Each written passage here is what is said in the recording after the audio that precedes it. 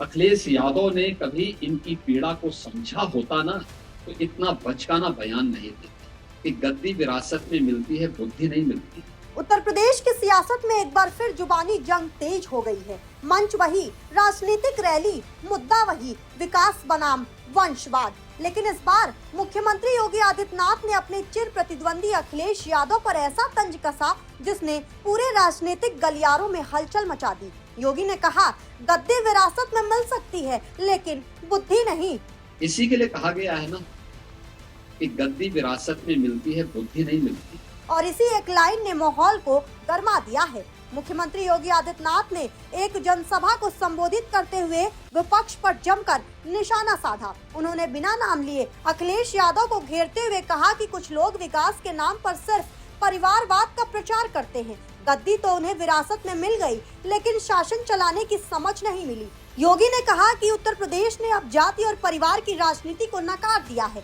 जनता अब ऐसे नेतृत्व को चाहती है जो निष्काम भाव से काम करे, न कि सत्ता को अपनी जागीर समझे। इस बयान के बाद समाजवादी पार्टी ने भी पलटवार किया। सपा प्रवक्ता ने कहा कि योगी आदित्यनाथ के पास जनता की समस्याओं का जवाब नहीं, इसलिए वो व्यक्तिगत हमलों पर उतर आए हैं। उन्होंने ये भी कहा कि जनता जानती है कि असली विकास किसने किया और किसने सिर्फ बयानबाजी। अखिलेश यादव ने कभी इनकी पीड़ा को समझा होता ना, तो इतना बचकाना बयान नहीं देते। और इसीलिए कहते हैं, इसी के लिए कहा गया है ना कि गद्दी विरासत में मिलती है, बुद्धि नहीं मिलती है। बुद्धि नहीं मिलती है, उसके लिए प्रयास करना होता है। और कुछ लोगों की आदत होती है, उनके जीवन भर उनका बचपना नहीं जाता है। उस प्रकार की हरकतें वे कर ही देंगे, और यही हरकत वे आज भी कर रहे हैं।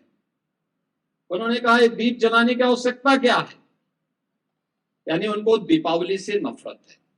यानी अब तक तो हम सोचते थे कि अयोध्या में राम जन्मभूमि से और हिंदू तीर्थों से ही इनको नफरत होगी। आप याद करिए, जब हमने ब्रज तीर्थ विकास परिषद का गठन किया था तो उन्होंने कहा था कि मैं सेफाई में दुर्योधन की मूर्ति लगाऊंगा। मैंने कभी कंसी की भी लगा दीजिए भाई। हम तो भगवान कृष्ण की मथुरा को और वृंदावन को सजाएंगे, संवारेंगे, क्योंकि भाई हम लोगों के संस्कार है, ये हमारे संस्कार है। ये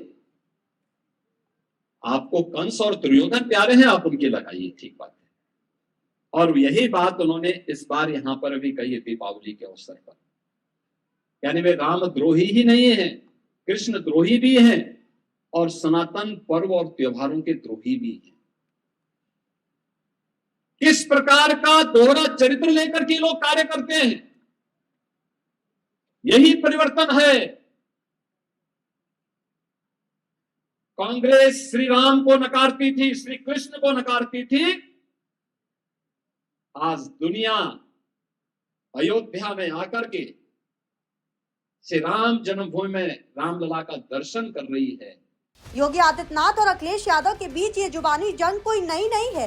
दोनों नेता लगातार एक दूसरे पर तीखे हमले करते रहते हैं। जहां अखिलेश योगी सरकार पर बेरोजगारी और कानून व्यवस्था को लेकर सवाल उठाते हैं, तो वहीं योगी वंशवाद और तुष्टीकरण की राजनीति को सपा की पहचान बताते हैं। राजनीतिक विश्लेषकों का मानना है कि ये बयान आने वाले चुनावों के लिए माहौल तैयार करने की रणनीति का हिस्सा है, जहां बीजेपी विकास बनाम वंशवाद के नैरेटिव को लेकर उभरना चाहती है। उत्तर प्रदेश की राजनीति में ये कोई नई कहानी नहीं कि तंज ही चुनावी भाषा बन जाती है, लेकिन जब गद्दी और बुद्धि जैसे शब्दों से बयानबाजी होती है तो ये सिर्फ हमला नहीं, भविष्य की सियासी लड़ाई की झलक भी होती है। अब देखना ये होगा कि अखिलेश यादव इस बार का कैसे जवाब देते हैं, शब्दों से या कामों से, क्योंकि यूपी की जनता अब सिर्फ भाषण नहीं, नतीजे देखना चाहती है।